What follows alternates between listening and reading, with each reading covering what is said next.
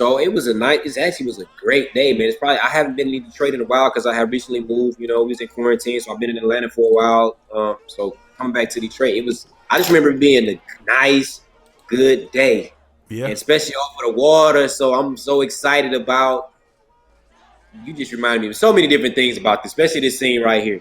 But but the drone situation where it was a nice day to get drone shots. The water was just sparkling. You see the beautiful that turquoise water, man. The sun was shining, Yeah. and when I'm testing my drone out, I seen the police on the water, and it's international water, so it wasn't no fly zone, but I wasn't flying over the water. I was just flying in the area.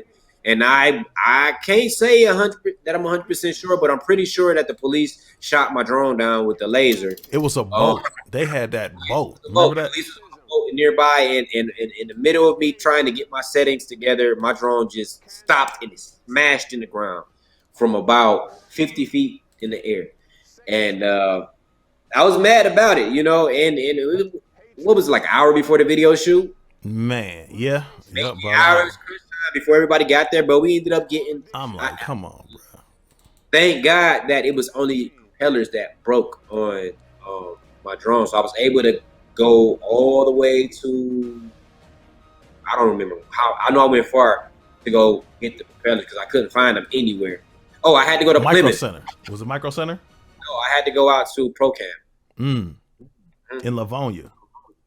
No, you know what? I went to Procam and they ended up didn't having it. So I ended up having to go to Best Buy and I ended up having to buy a whole new drone. Yeah. Yeah, I had to buy a whole new drone. Remember that? Did you have to get the drone or did you just have to get like the It was a pack. It was like a $700, what was it? Like $700 pack or something like that I had to get. Yeah. It was like a Fly More pack or $350. I don't know. It was a lot of money though. Yeah. It was a lot of money. I remember that. And I had to get that because it had like extra battery packs and propellers and stuff. But it worked. Yeah.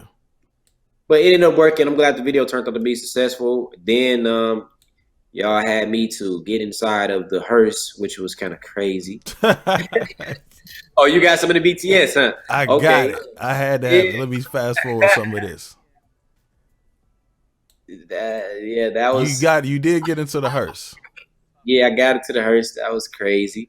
Oh, there's the so this was this was the beginning part where you were just putting it together. I'm like, okay, cool. He got the drone. We going over. I think we started it up one time. Yeah. And then came back down, and you like, let me try it again. I'm like, all right, cool. But I'm glad it happened before the shoot and not while we were in the middle of shooting.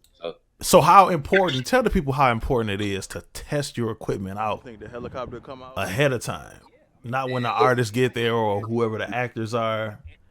Tell them how important it is, man. Definitely. When you're on set, man, you definitely want to.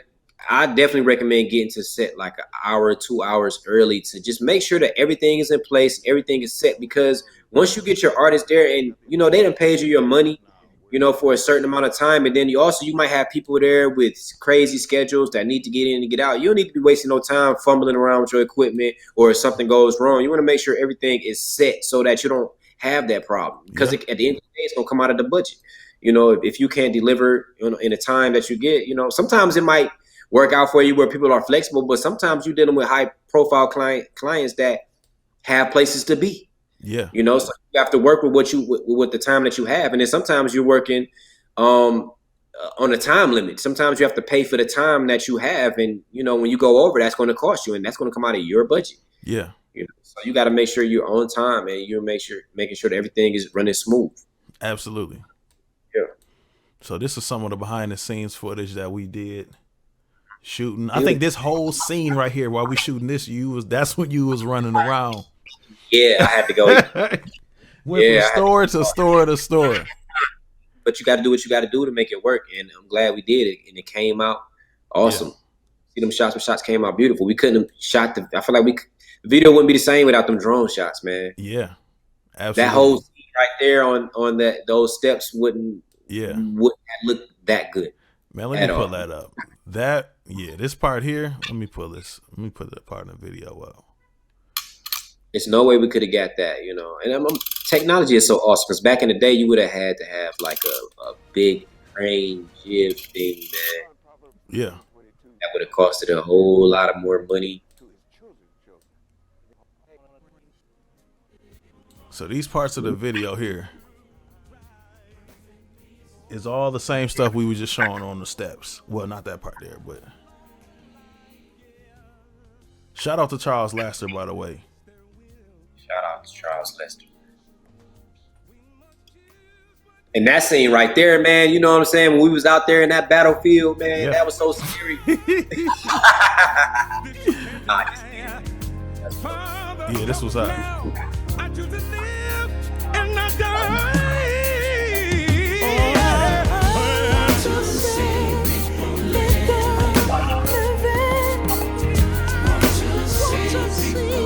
That drone shot right there, like, bro, those shots added so much flavor. Let me run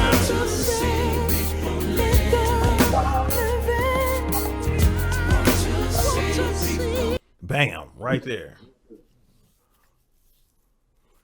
Yeah, I think we shot everything on the stairs here. By the time you got there, my man had to go. So we was like, all right, cool. We're going to. So we did everything last for the drone. We did all this stuff last, I think, right before we shot the intro part. So, yeah, man. I mean, just the whole process of doing this whole music video was proof that stuff happened behind the scenes that we wasn't prepared for. However, we was prepared for it because as soon as, okay, bam.